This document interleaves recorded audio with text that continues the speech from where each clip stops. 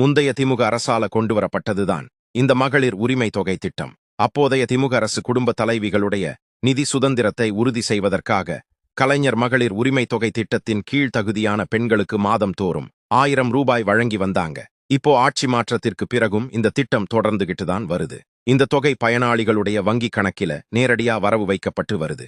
வயது வரம்பு, குடும்ப வருமானம், நிலவரம்பு, மின்சார பயன்பாடு போன்றவற்றை அடிப்படையாவற்று இந்த திட்டத்திற்கு தகுதியானவர்கள் தேர்ந்தெடுக்கப்பட்டாங்க. அதாவது 21 வயது நிரம்பியவராயிருக்கணும். குடும்ப ஆண்டு வருமானம் 2.5 லட்சத்திற்குள்ள இருக்கணும்.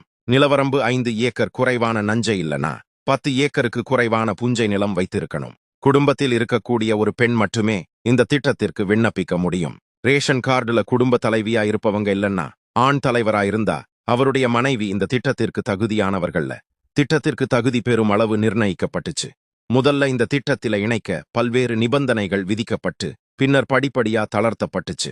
இந்த நிலையில 2026 சட்டமன்ற தேர்தலின் போது திமுகவுடைய தேர்தல் வாக்குறுதியா மகளிர் உரிமை தொகை 2000 ரூபாயாக உயர்த்தி வழங்கப்படும்னு அறிவிக்கப்பட்டப்போ இதற்கு போட்டியா தமிழக வெற்றிக் கழகம் வெளியிட்ட தேர்தல் வாக்குறுதியில ரூபாய் 2500 வழங்கப்படும்னு, 60 வயது வரை உள்ள எல்லா மகளிருக்கும் ரூபாய் 3000 வழங்கப்படும்னு அதிரடியா அறிவிக்கப்பட்டுச்சு. தேர்தலுக்கு பிறகு தாவக ஆட்சி அமைந்த நிலையில மகளிர் உரிமை தொகை ரூபாய் 2500 எப்போ உயர்த்தி வழங்கப்படும் அப்படின்னு தமிழக பெண்கள் காத்திருந்தப்போ ஜூன் ஜூலைல ரூபாய் 1000 மட்டுமே வரவு வைக்கப்பட்டதால ஏமாற்றுமே மூஞ்சியது. தமிழக வெற்றிக் கழகம் அறிவிச்ச ரூபாய் 2500 எப்போ வரும் என்ற எதிர்பார்ப்பில் அவங்க காத்துக்கிட்டு இருக்கிறாங்க.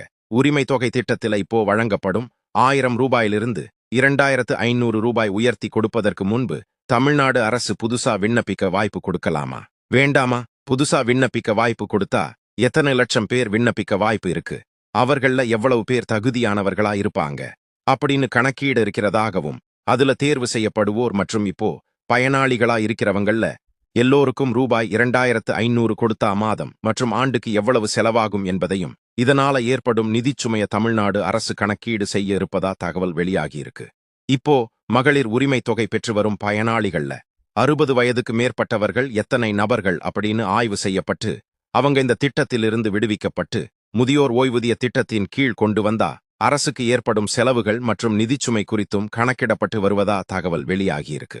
இந்த கால்குலேஷன்ஸ் எல்லாமே முழுமையா பரிசீலிக்கப்பட்ட பிறகு திட்டத்திற்கான கூடுதல் நிதிச்சுமையை எப்படி சமாளிக்கலாம்னு முதலமைச்சர் விஜய் அதிகாரிகள் மற்றும் அமைச்சர்களோடு தீவிர ஆலோசனை மேற்கொள்ள இருக்கிறாராம். வரவேற்கும் பட்ஜெட் தாக்கலுக்கு முன்னதாகவே இந்த ஆலோசனை கூட்டம் நடைபெற இருக்கிறதாகவும் சொல்லப்படுது. அதன் அடிப்படையில தமிழ்நாட்டுடைய தற்போதைய நிதிநிலை விரிவா ஆய்வு செய்யப்பட்டு இந்த திட்டத்தை உடனடியா செயல்படுத்தலாமா இல்ல தள்ளி வைக்கப்படலாமா என்பது குறித்த இறுதி முடிவு எடுக்கப்பட்ட பிறகுதான் தாவைக்க தேர்தல் வாக்குறுதியான மகளிர் உரிமை தொகை 2500 எப்போ முதல் வழங்கப்படும் அப்படிங்கிற அதிகாரப்பூர்வ அறிவிப்பு வெளியாகுமா? இப்போதைய நிலவரப்படி அரசுக்கு ஏற்படக்கூடிய கூடுதல் செலவுகள் புது விண்ணப்பங்களுக்கான வாய்ப்புகள் குறித்து மட்டும்தான் பரிசீலிக்கப்படுவதா தகவல் வெளியாகியிருக்கு.